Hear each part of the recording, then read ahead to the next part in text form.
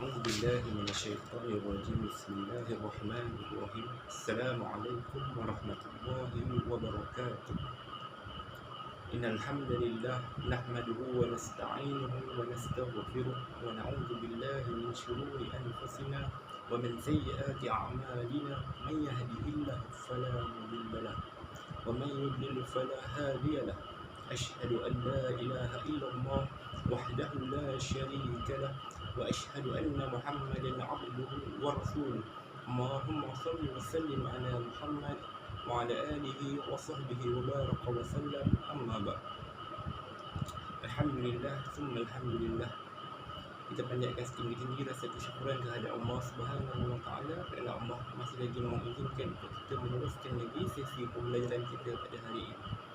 InsyaAllah, kalau minggu yang lepas ataupun hari lepas, hari Ahad itu kita dah habiskan dalam bab rukhsah, dalam bidang fiqh.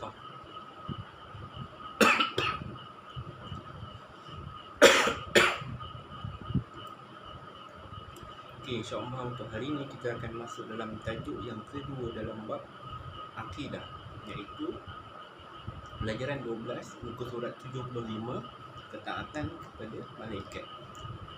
Ketaatan malaikat. Pelajaran 12, ketaatan malaikat. Bagi yang ada buku teks, boleh buka buku teks, kita tengok sama-sama insyaAllah. Kalau dalam rukun Islam, rukun iman. Rukun iman, kita ada 6 rukun iman yang kita tahu. Kemudian beriman kepada Allah, beriman kepada malaikat, beriman kepada kitab, beriman kepada Rasul, beriman kepada hari akhirat, beriman kepada qada dan qadar. Salah satu daripada rukun iman adalah beriman kepada malaikat. Jika seorang Muslim dia tidak beriman kepada malaikat, maka tidak lengkap iman dia. Tidak lengkap iman dia.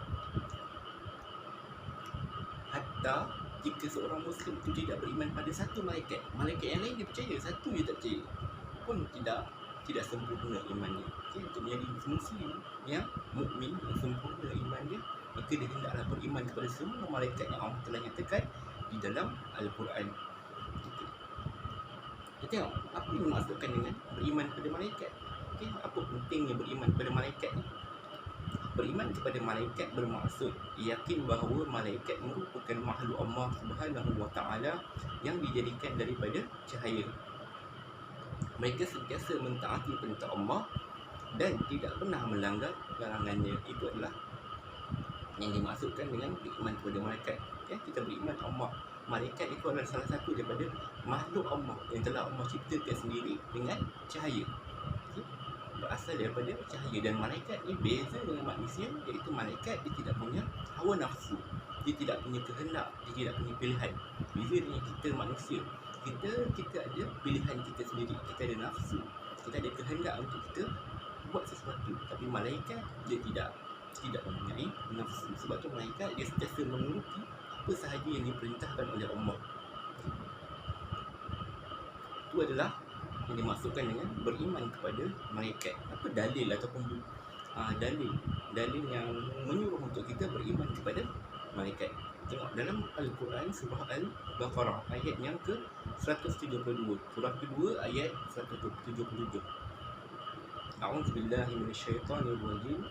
Laisal birra an tuwallu wujuhakum qibala al-masyriqi wal maghrib walakinnal birra man amana billahi wal yawmil akhir wal malaikati wal kitab. Yang mana maksudnya, bukankah perkara kebajikan itu hanya kamu menghadapkan muka ke pihak timur dan barat, tapi kebajikan itu berimannya seseorang kepada Allah, hari akhirat, malaikat dan kitab. Ini adalah dalil di mana kewajipan seseorang Muslim itu beriman kepada malaikat. Manakala dalam hadis Rasulullah, sabda Nabi daripada yang diriwayatkan oleh Umar bin Al-Khattab radhiyallahu anhu, yang mana ketika baginda ditanya oleh malaikat Jibril tentang iman. Ada sebuah kisah di mana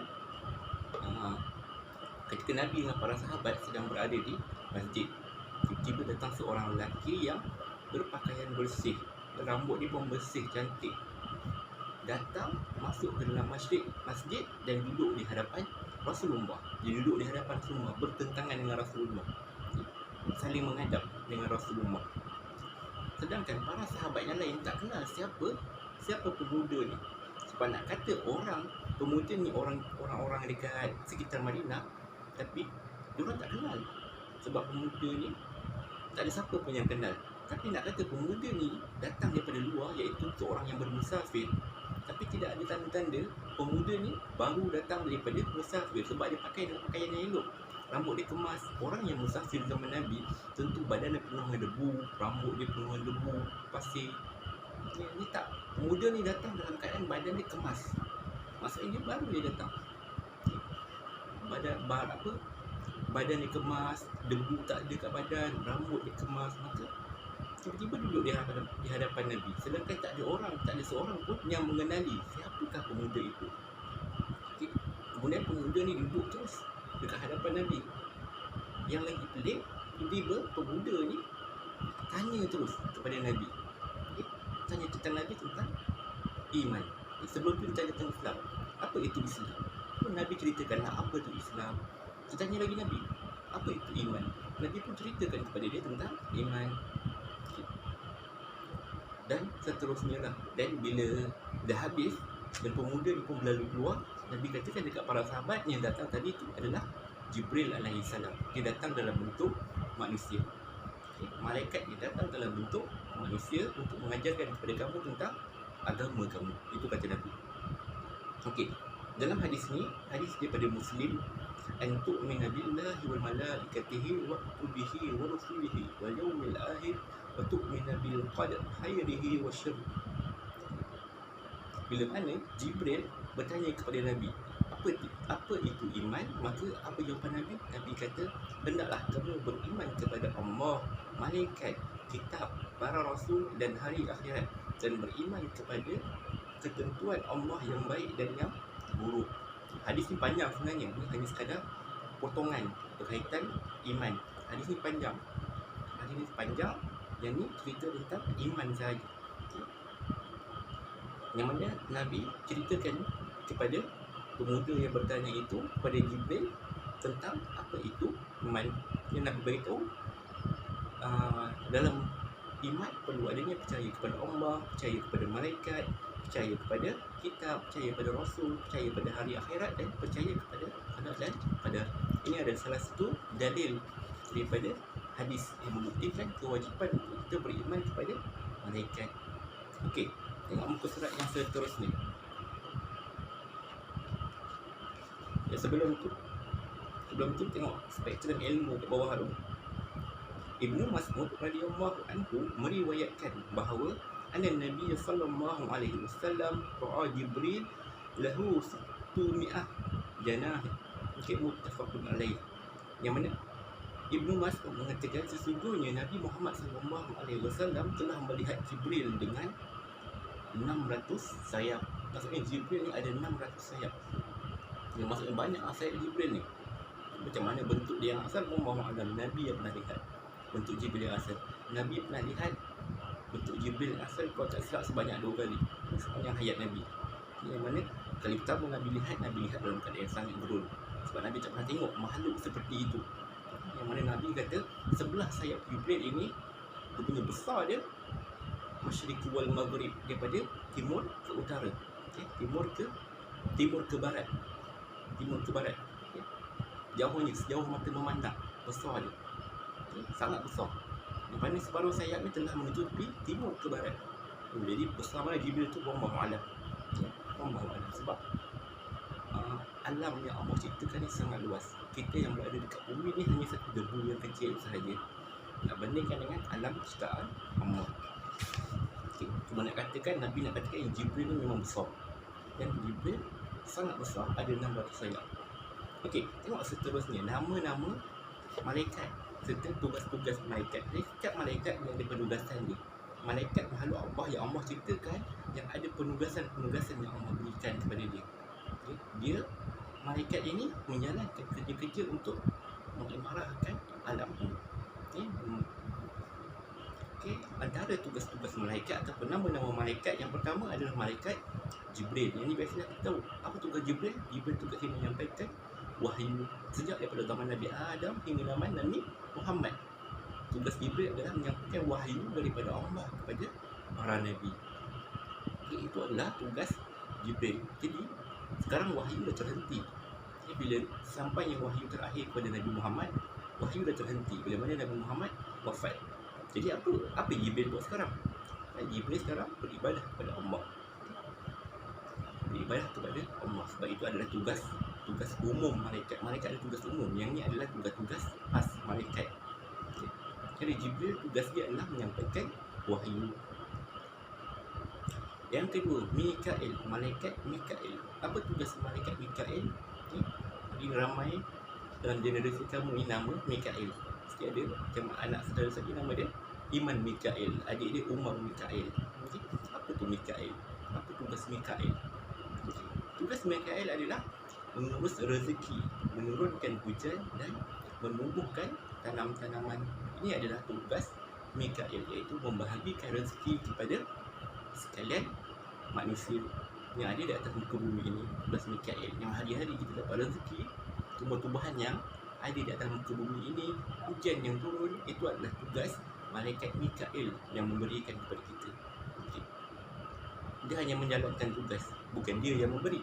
Dia hanya menjalankan tugas untuk memberi. Pemberian itu adalah daripada Allah. Okay. Yang ketiga, malaikat Israfil. Bila malaikat Israfil yang akan muncul, malaikat Israfil ni tak muncul lagi. Okay. Malaikat Israfil ni bukan tak muncul, dia tak menjalankan lagi tugas dia yang hakiki. Apa tugas malaikat Israfil? Tugas dia adalah meniup sangkakala. Bila berlakunya kiamat. Okay. Sangkakala yang ditiup oleh malaikat Israfil ni hanya 2 kali je. Malaikat Israfil ni tiup sangkakala 2 kali je. Bermula daripada dulu sampai sekarang dia tak jalankan lagi tugas dia yang hakiki. Tapi bila mana sampai turn untuk dia jalankan tugas dia hakiki, dia cuma buat 2 kali tugas dia, iaitu meniup sangkakala. Sangkakala pertama yang ditiup menghancurkan keseluruhan alam semesta ini, hancur terus semua. Okay. Dan tiup sangkakala yang kedua membangkitkan semua manusia bermula daripada zaman Nabi Adam sehinggalah zaman yang akhir zaman sekali. Okay. Untuk bangkit semula, berkumpul di padang mahsyar. Itu tugas malaikat Israfil. Yang keempat, malaikat seterusnya adalah malakul maut. Okay. Yang biasa kita dengar sebagai Israel. Bila Israel datang memanggil, kita tahulah malaikat Israel ni kerja dia apa? Kerja dia mencabut nyawa manusia. Okay. Cuma kenapa kat sini dia tak tulis Israel sahaja, tulis malakul maut? Sebab dalam Al-Quran tidak ada nama Israel. Tidak ada. Jadilah bukalah Al-Quran, kamu tak akan jumpa nama Israel. Tak ada. Tak ada nama Israel yang disebutkan di dalam Al-Quran. Dalam hadis pun tak ada. Dalam hadis pun tak ada nama Israel. Okay. Jadi mana datang nama Israel ni? Israel ni datang daripada nama kitab-kitab orang-orang Yahudi ataupun orang Kristian, orang Nasrani. Maksudnya bukan datang daripada sumber Islam, datang daripada sumber ahli kitab. Yang datang daripada sumber Islam adalah malakul maut. Ini dalam surah Sajdah. Malakul maut timbul ayat tentang malakul maut, malaikat maut. Itu nama sebenar. Okay. Tugas dia, saya kata tadi, mencabut nyawa setiap makhluk yang ada atas muka bumi ini. Okay. Bukan manusia dia, semua makhluk, termasuklah jin, termasuklah haiwan-haiwan, dan termasuklah diri dia sendiri yang akan dicabut nyawa dia sendiri. Okay. Itu adalah tugas malaikat maut. Okay, dia akan mencabut nyawa semua makhluk yang hidup. Okey. Seterusnya, malaikat Raqib dan Atid. Malaikat yang ada pen. Raqib dengan Atid. Apa tugas dia? Raqib mencatat amalan baik manusia, Atid mencatat amalan buruk manusia. Selalu kan kalau dulu ustaz-ustaz kita akan cerita, ada 2 malaikat yang ada dekat kiri dan kanan kita.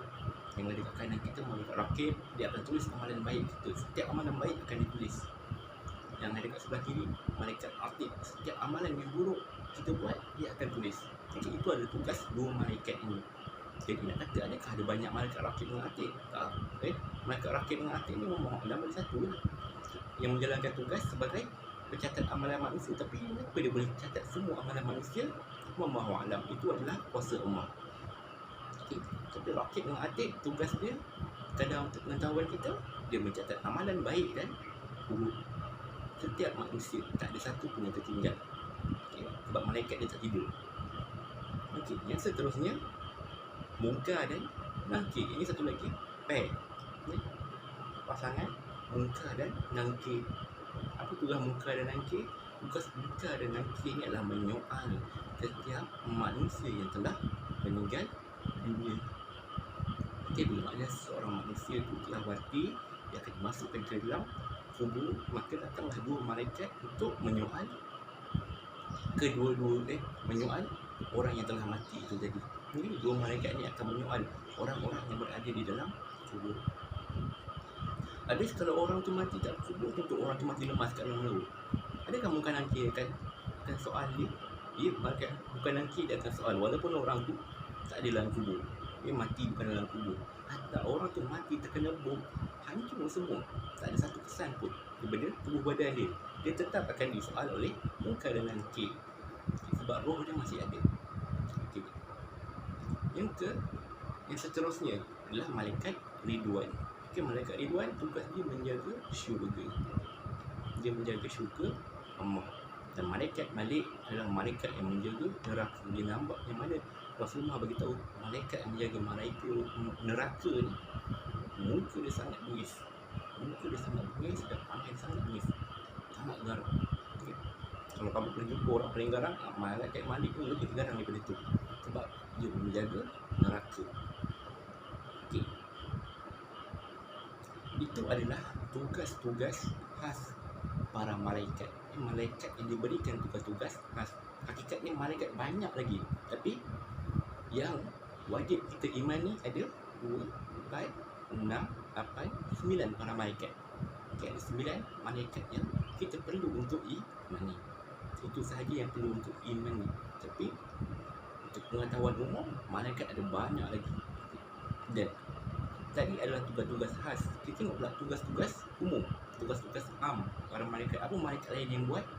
Okay, malaikat ni antara tugas-tugas lain yang dilakukan oleh malaikat adalah menanggung arasy Allah. Okay. Dalam Al-Quran kita baca kan, Al-Quran summastawa 'alal arsy. Allah Ta'ala itu beristiwa di arasy. Arasy apa? Satu tempat yang telah Allah ciptakan di atas langit. Okay. Dan yang menanggung arasy ini adalah para malaikat. Bawanya Allah alam banyak. Okay. Itu tugas umum malaikat. Yang kedua, mendoakan kesejahteraan dan keampunan kepada orang Islam yang taat. Malaikat sentiasa mendoakan kepada seorang mukmin atau seorang muslim yang taat beribadah kepada Allah. Yang ketiga, bertasbih kepada Allah. Jadi malaikat ada sentiasa malaikat yang bertasbih kepada Allah 24 jam tanpa henti. Okay. Iaitu memuji Allah Subhanahu Wa Taala. Yang keempat, menghamparkan sayap kepada orang yang menuntut ilmu. Setiap orang yang sedang menuntut ilmu, pasti di dalamnya akan ada malaikat yang turun yang menghamparkan sayap untuk para penuntut ilmu, para penuntut ilmu. Okay, itu satu kemuliaan yang Allah berikan kepada orang yang sedang menuntut ilmu. Okay. Dan yang terakhir adalah membisikkan kebaikan ke hati manusia. Kalau syaitan kerja dia membisikkan kejahatan, malaikat tugasnya adalah membisikkan kebaikan kepada manusia.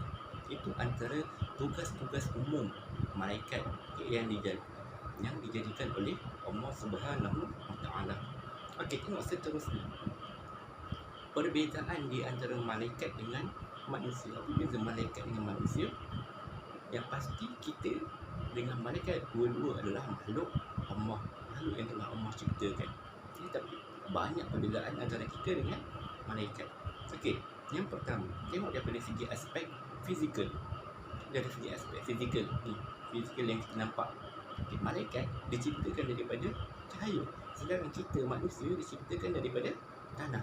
Okey, di mana asal keturunan kita iaitu tok kita Adam diciptakan daripada saripati tanah.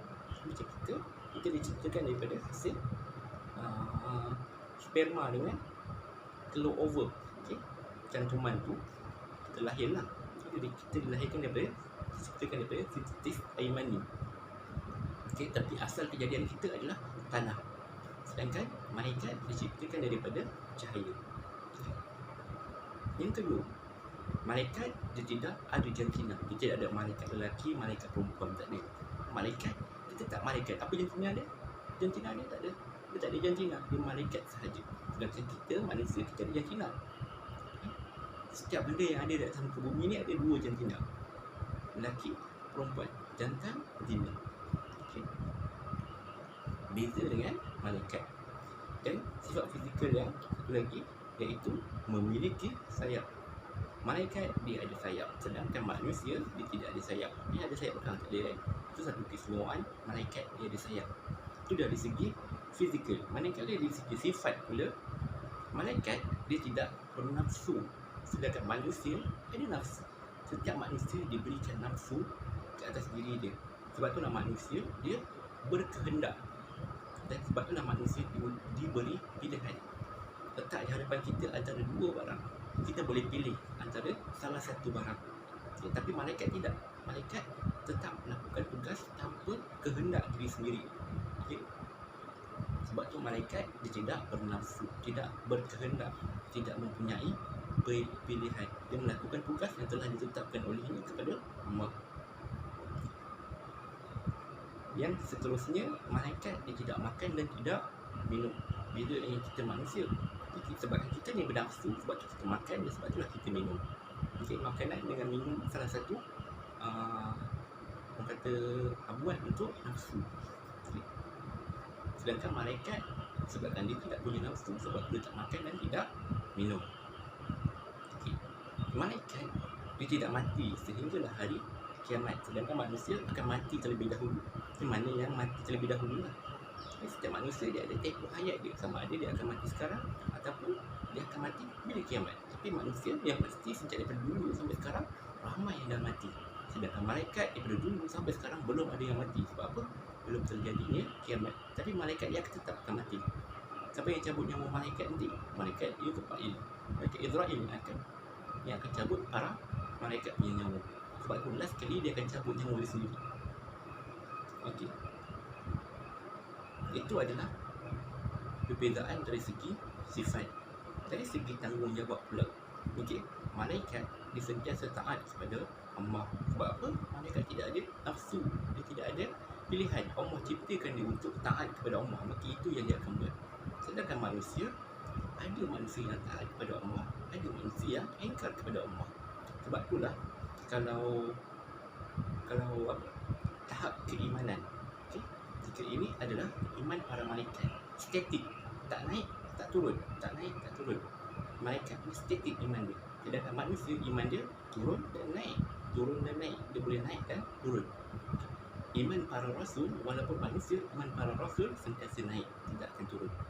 Okey, itu bezanya kita dengan malaikat. Okay. Malaikat taat kepada Allah tanpa pilihan. Kita ada pilihan untuk taat ataupun tidak taat.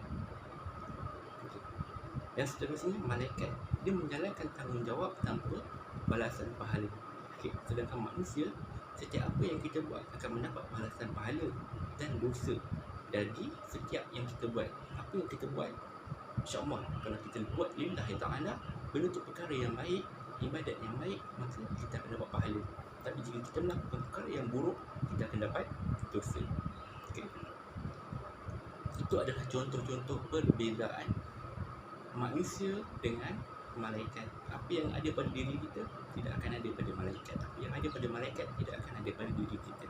Sama ada daripada segi aspek fizikal, sifat ataupun tanggungjawab.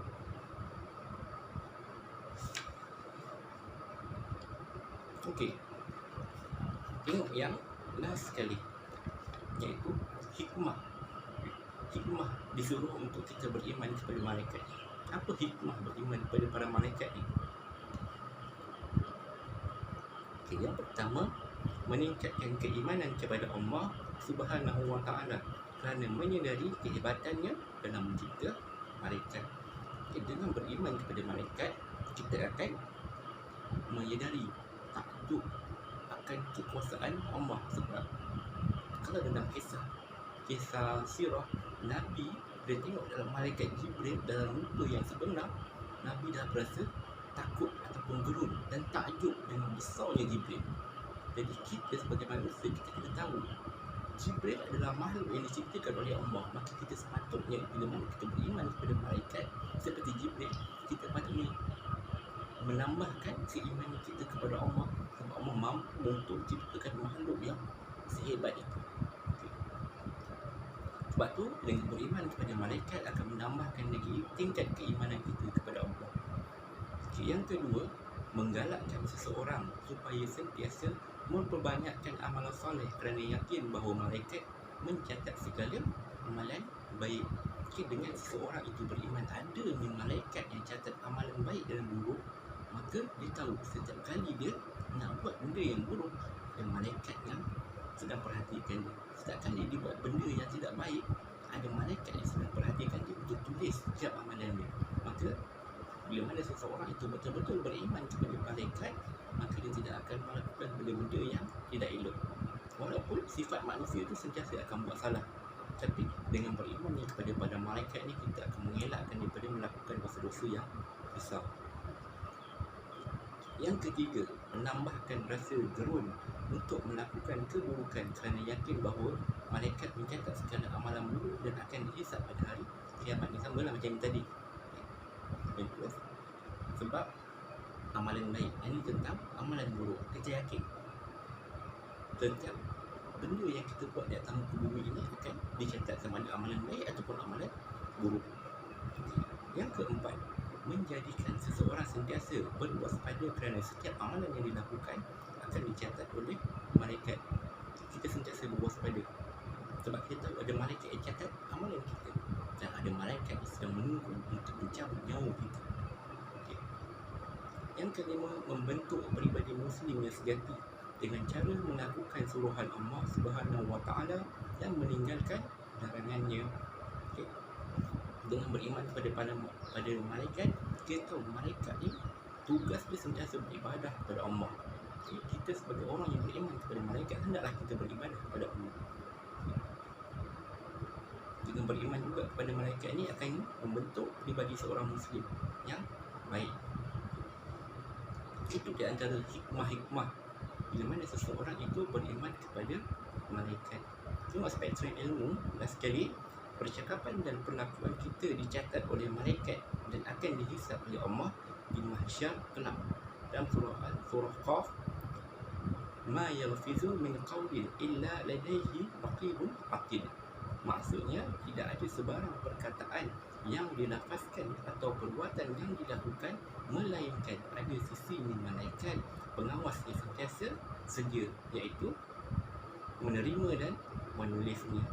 Raqib dan atid akan sedia, yang mengawas dan sentiasa sedia.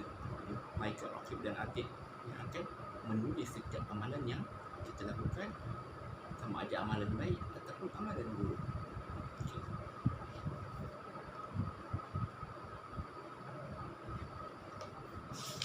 Okey, itu untuk pembelajaran kita hari ini berkaitan dengan tajuk ketaatan malaikat.